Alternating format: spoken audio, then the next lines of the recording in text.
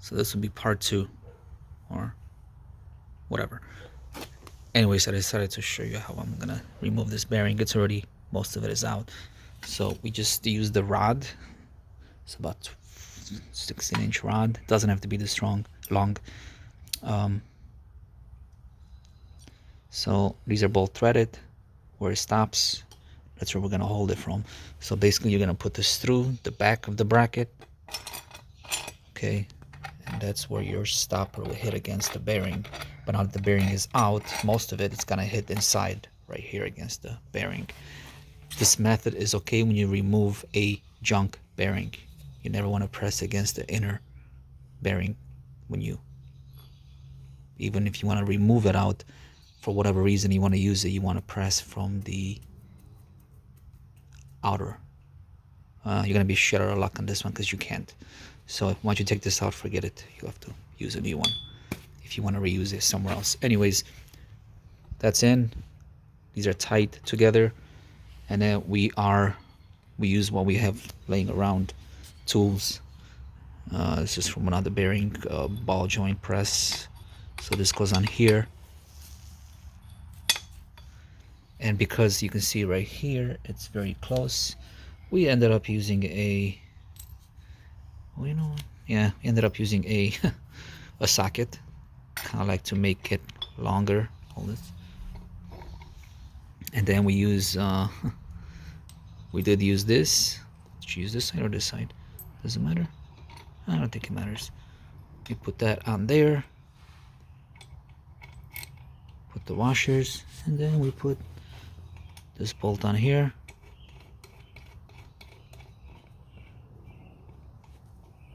Of course, the first time you're gonna do this, it's gonna be a little bit tough to get that, to break that bearing from the aluminum housing. We are using, I forget what you call these tools, but just because you do not want to use this to put a lot of pressure. So now because this is loose, so basically you can see he's holding it on one end, and from here you just do this. So basically what's happening right now, oh, it already came loose. So the bearing came loose, came off the bracket.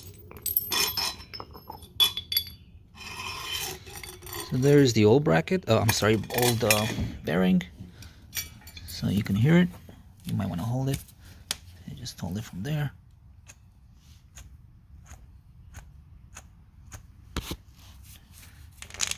And this will be the new one.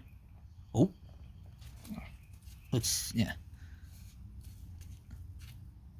nothing. It's making a little noise because this part was rubbing on the concrete. But here, we'll try one more time holding it like this. Trust me, that's bad. It was loud. The whole car was making a weird noise, bearing noise. So this is the inside, which again I haven't seen a video on YouTube. That's why I'm making this. Okay, to put the new one, I don't think you have to put anything on it, do you? Don't think so. This has to go on straight. You have to put this straight. So let's figure out how I'm gonna put this on. I'm not gonna make this video 20 minutes long. Let's figure out which way I'm gonna put all these parts. So that's the one that you're gonna use? Okay. So, okay, I see what he's trying to do. Okay, so take that off for a second. Take this out. So basically this must go in there as we press it in, because I think it goes in further than this lip, the bearing. So this must clear in here, otherwise it'll never sit properly. Basically it's got to hit the bottom right there at the end, which you'll probably see it from here, kind of, not really. You'll feel it when it's all the way in. So we're gonna put this here. Let's get everything assembled. So we're gonna put this over it, then we're gonna put the bolt through, and let's figure out how we're gonna tighten this, and I will show you. Well, this is the idea that we came up with. Will it work? We haven't got there yet, but obviously make sure you put the bearing the right way in here. You want to put it with this nipple out. That meters the front of the engine. I'm sorry, front of the radiator. This is where your clutch fan pulley goes on. So we got this on.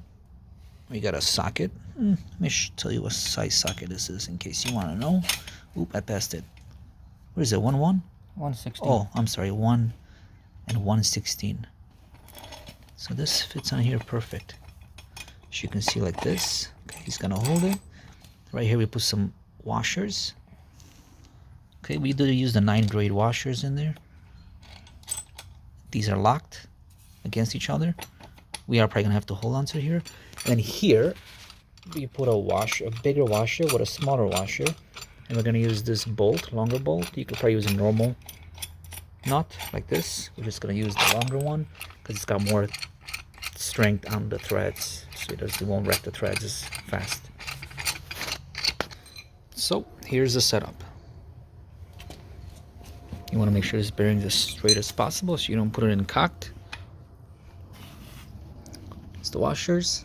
We did use a bigger washer in there and then a smaller washer, so obviously this nut doesn't go through the bigger washer.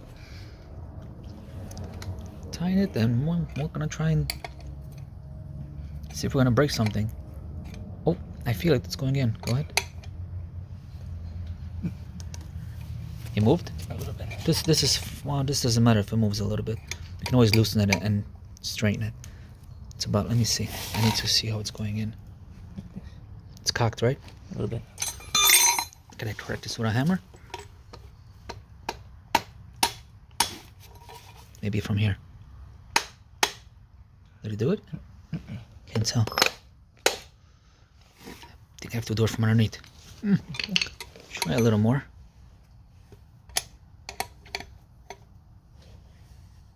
Let's keep going in angled, huh? Did he go in angle? I can't tell. I think so. Let's try a little more. Let's see. Go ahead. Nope. Yep, it's straining. Yep, it's going. There we go. It's going in easy. Yep. Okay, now this video can be another 10 minutes by the time we get this bearing in, so you kind of have the idea of what we're doing here. He's tightening over there. I'm assuming, I guess this side doesn't spin. We were getting ready to hold this one. Oh, wrong size. Anyways, we're gonna hold this side because we thought this was gonna spin, but it's not spinning, so the bearing is going in.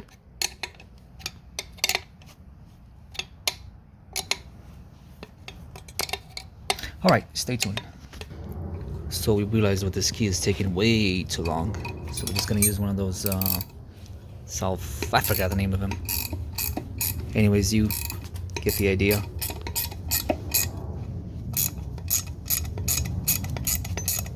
But much quicker. Okay, we did have to use a support on this side, another key, because it started to spin.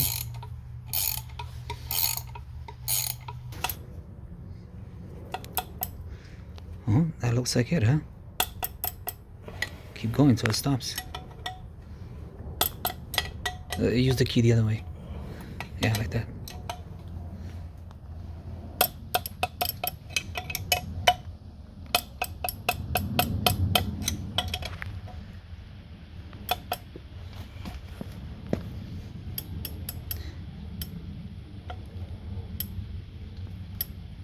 I think that's it. We'll double check. This must be all the way in, the bearing. If you not put the bearing all the way in, what's gonna happen is it's gonna stay out a little bit, and when you mount to your fan clutch pulley, the belt is not gonna ride 100% on. Let me show you right here. Onto this, and you might skip, so you must put that bearing all the way in. So right now we're gonna take it out and visually inspect if it's all the way in.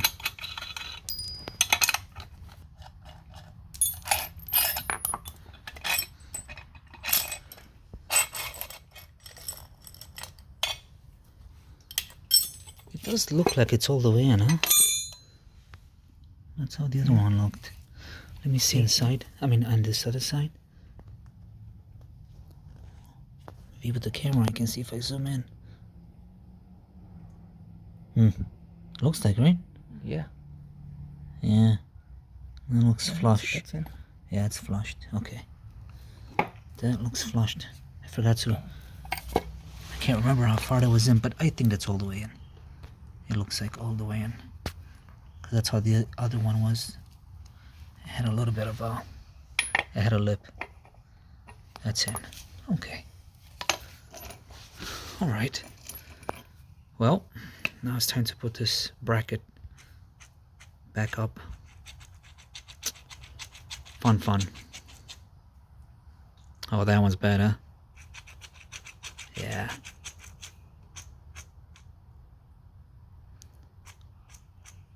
You can find out two ways if this bearing is bad. You take the belt off, and well, one way would be the easiest. Take the belt, spin the clutch fan, spin this, and you'll hear making noise. And at the same time, you want to check your alternator, which we have right here. This one makes a slight noise. Slight noise. Hard to hear. It's not bad. At the same time, you want to make sure your alternator clutch pulley is working properly. So by checking this is how you check them. You go one way, and you can see, look in there, as I'm holding it in my hand, the pulley, it still wants to spin. So this only spins one way, it locks. The other one has to be free. If this is not free and it's frozen, oh, I can't pull this cover off. But some of these covers do fall off, or people never put them back on. Water gets in and these go bad. When these go bad, your tensioner, which would be this right here, it's gonna hop like crazy. The belt's gonna... And everybody thinks it's the tensioner. They put a new tensioner, but that's not the problem. It's actually your clutch pulley. Oh yeah, he's... Okay. So we have one here from a different vehicle. That is frozen. Again, you can see rust in there because he didn't have the cover. Maybe they brought it to a car wash. I'm not sure the situation, but let me show you. You can see I'm holding on the pulley back and forth, and this does not want to come free. Now let me show you this one. I'll show you this one right now. Actually, don't let it here. Take it out for a second. See? It's free. So he's gonna hold on to that, and I will show you. One side is frozen, stop, and this one, look, it's free. That's how you know your clutch pulley is good. And this one, nothing on that side, nothing on this side. And the customer came in because they had a bad, sound like a boar hog making noise underneath the hood. And that turned out to be the problem. Anyways, that's just for you to check when the alternator is out, obviously, because it's hard to do that pulley in here, that clutch pulley. It's a pain in the ass with a special tool to take this out. Over here, you can just use an impact gun and take it out. And that would be for now. The rest, I'm sure you can figure out how to put this back on. Just be very careful with when you work on this, not to see how we got this fan against the radiator. I strongly suggest you put a carton back there so you don't damage it. At the same time, when you do this work, take out your positive. I put a carton right here because he kept wanting to touch the positive.